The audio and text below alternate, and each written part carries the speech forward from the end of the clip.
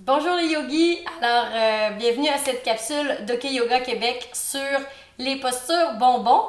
Je dis souvent ça à la fin de mes pratiques, c'est le temps pour faire votre posture bonbon, puis on m'a demandé c'est quoi une posture bonbon. Donc, c'est vraiment une posture qui vous fait du bien à la fin d'une pratique. J'aime ça vous laisser l'espace parce que je suis pas avec vous dans la classe, donc je sais pas qu'est-ce qui, dans votre salon, pas dans la classe. Je sais pas qu'est-ce qui vous fait du bien. Est-ce que vous avez les épaules coincées? Est-ce que vous aviez une fasciite plantaire? Vous aviez besoin d'étirer ça avant la fin de la séance? Puis, comme mes séances sont très courtes, ben, des fois, je focus juste sur les hanches, mais vous avez vraiment besoin d'étirer vos épaules. Donc, c'est ça un peu l'idée de la posture bonbon, c'est vous donner une petite flexibilité. Fait que je vais en expliquer quelques-unes avec les ajustements. Donc, quand on finit la séquence, souvent, on est sur le dos. Puis, une que je nomme souvent, c'est la posture de l'enfant. Donc, la posture de l'enfant, c'est très simple. On vient agripper pas la posture de l'enfant, excuse, la posture du bébé bienheureux. Donc, on vient agripper soit les gros orteils avec les doigts ou l'extérieur des pieds avec les mains. Et on vient amener les genoux, les genoux vers les aisselles, les dessus de pieds vers le ciel.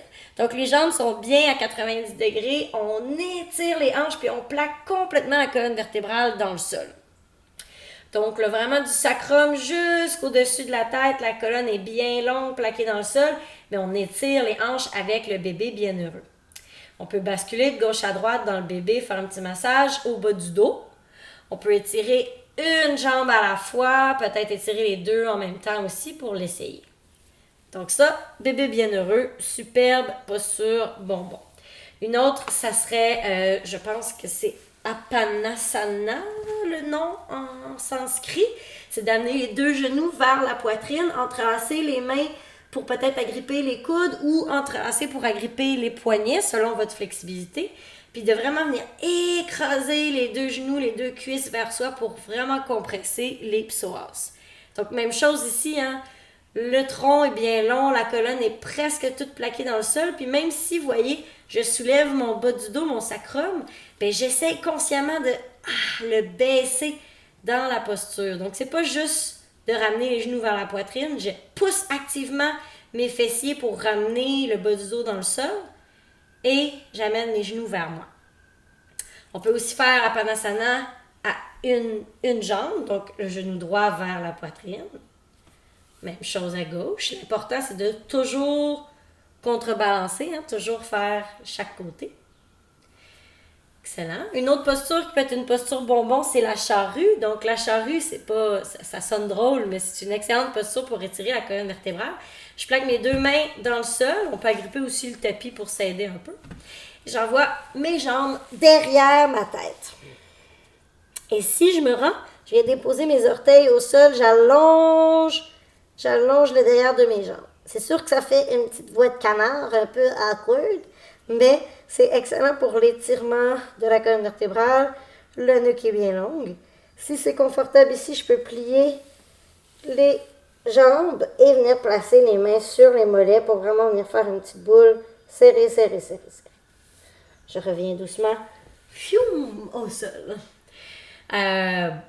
Une autre posture qui peut être une posture bonbon, posture de l'enfant, si c'est quelque chose qui vous fait du bien. Si vous êtes plus fitness puis que vous voudriez donc bien faire des abdominaux dans ma séquence puis j'en ai pas fait, la posture du bateau peut être une posture bonbon. Donc, soit les genoux pliés, les ischions dans le sol, la poitrine levée, ou les genoux dépliés pour un peu plus de fitness.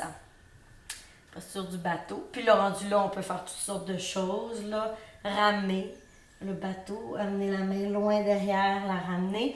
Si vous êtes en mode fitness, vous devriez savoir c'est quoi ces moves-là de pilates, là, de renforcissement, de gainage.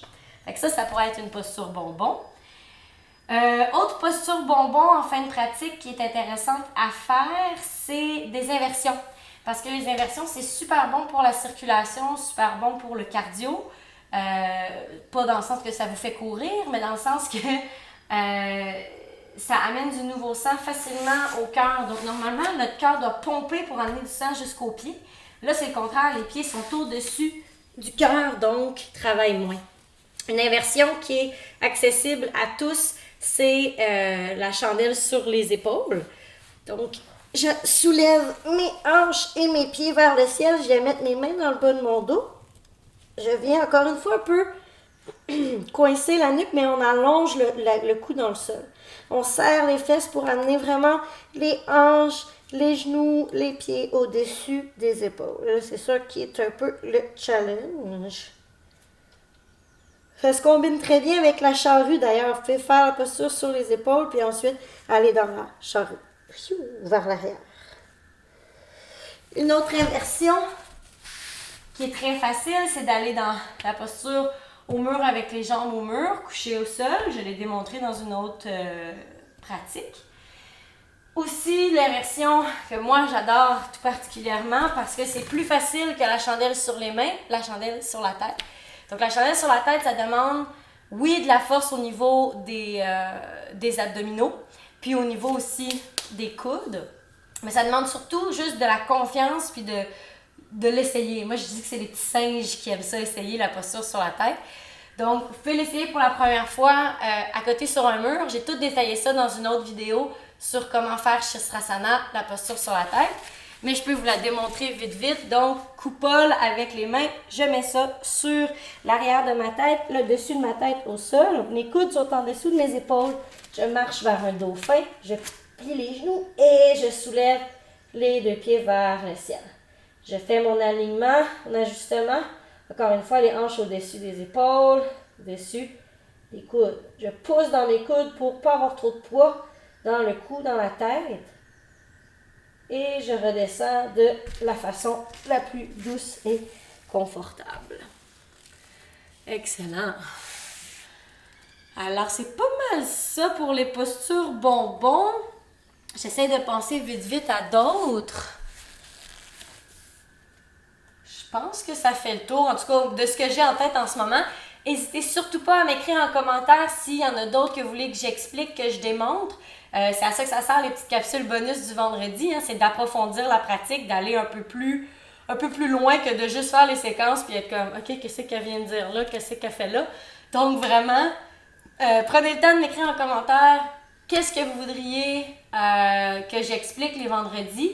Puis s'il y a d'autres postures bonbons ou des noms en sanskrit que je dis des fois que vous êtes comme je sais pas c'est quoi, écrivez-le en commentaire puis je vais faire d'autres vidéos là-dessus les vendredis dans les petits bonus. Puis sinon, ben, je vais juste mettre mon costume de dinosaure puis continuer à faire mes vidéos pour enfants les vendredis. Et puis, abonnez-vous, parlez-en à vos amis pour que le plus de gens possible puissent pratiquer le yoga à la maison gratuitement, simplement. Namasté!